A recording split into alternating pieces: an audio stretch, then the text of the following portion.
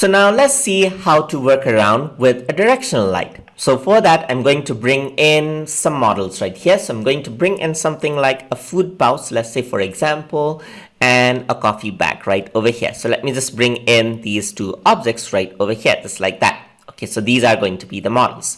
So now what I'm going to do is I'm going to make one of those objects shiny. Let's make the food pouch shiny right over here. So I'm just going to bring in a material right over here and add it in right over here, as you can see. So now I'm going to go to the lighting section right here. So by default, the light that you see is an environmental light, which is actually being applied right over here. So I can go over here, and over here on the right, you can see that environment light is there. I can simply select that out and delete that out. So the environment light is not there anymore. So now what you can do is you can go onto the directional light over here. So environment light, we took a look at this in the last lesson. Now let's take a look at directional light. And environment light and directional light can be used at once as well, but for the sake of the demo, to understand directional lights, we're just going to avoid environmental light for now. So over here on the left side, you can see that there's 4 types of environmental light.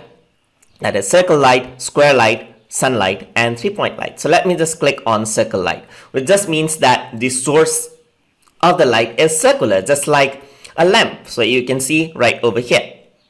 So over here, let me just turn on the render so you can start seeing the details right over here. So if I were to turn the render view right here, you'll be able to see that now it is much more clear right over here as I add in the directional light. Turn off the directional light, it is nothing, it's dark. Turn on and you start seeing the lighting right over there. So on the properties panel, you can see that you can choose the color of the light over here. So let's say I want a bit of a reddish light. So you can actually go over here, change that to red right over here, and change the intensity. So you can bring the intensity up or down. You can change the rotation, and you can see that the shadow will rotate according to the change in the light right over here. So you can change the rotation of the light over here. Besides that, you can change the height. That is, you can bring the light to the top, that is as if the light is shining from the top, or you can go onto the light onto the side as well, and really brings on the light onto the side for a dramatic look, as you can see right over there. Besides that, you can also choose the shape of the light. So right now the source is circle, but if you were to go to square, you can see that the reflection changes right here. It's much more of a square shape. You can also change the aspect ratio of the light. So you can actually go over here and you can start seeing it on the reflection right over there. You can also rotate out the light, as you can see right here. You can see that this is where it is rotating. So you can see that the light is rotating right here. This is square shape.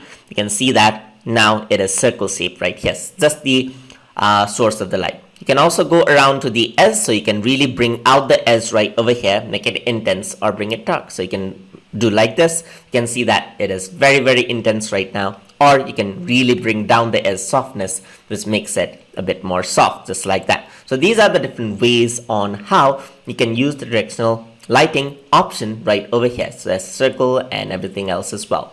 So besides the directional light, let me just delete this. Let me just bring in the square light over here. So the square light is just the same as circle light, and what is happening is that instead of circle, you chose square. So that's just the square light right over here. So you can actually bring in the circle light and turn it into square light, just like that. So not much of a difference right over here. You can also bring in multiple lights actually. So you can bring in circle light and directional light, and you can see that now there are 2 sources of light. So you can actually change the rotation of one light and the other light is there. You can see that there's 2 shadows. So if you want more than one light source, you can also do that out right over here. So this is directional light over there. Another light type you have is the sun, which is more for like a parallel light effect. And for sun, there's intensity, of course. There's the rotation, just like that. So you can rotate it around. You can change the height right over here, and you can change the cloudiness of the light over here. So that's the option you have. And you can change the color. So you want to have more like a yellow color, you can change that out over here from the sunlight option. So that is the options provided by sunlight.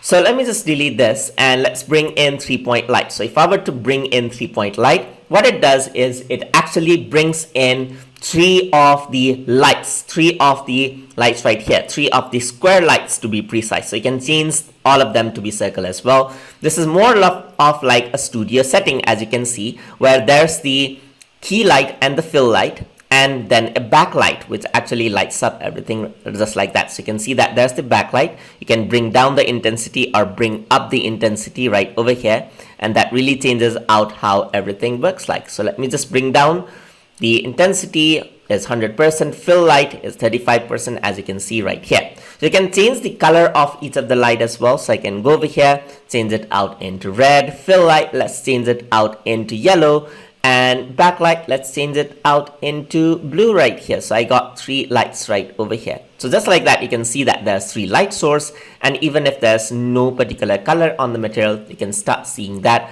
by the light right over there. So you can see that this is how it actually works like. So this is the light source in different ways. So you can add in another circle light here as well and change out the intensity. Let's just go over here, change out the intensity. For example, I can do that. I can change the height right over here and keep it onto the top, and that'll give an extra light source right over here. So that is how you can actually work around with the lights. And the great thing about this is you can use this in combination with the environment light. So if you want to add an environmental light such as this forest, you can simply add that in. The lights take place as well. The lights play the role as well.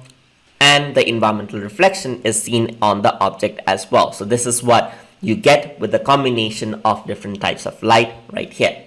So that is how you can use the directional lights and its options inside of Adobe Dimension. So I hope you guys learned something as always. And as always, please like, comment, share, and subscribe.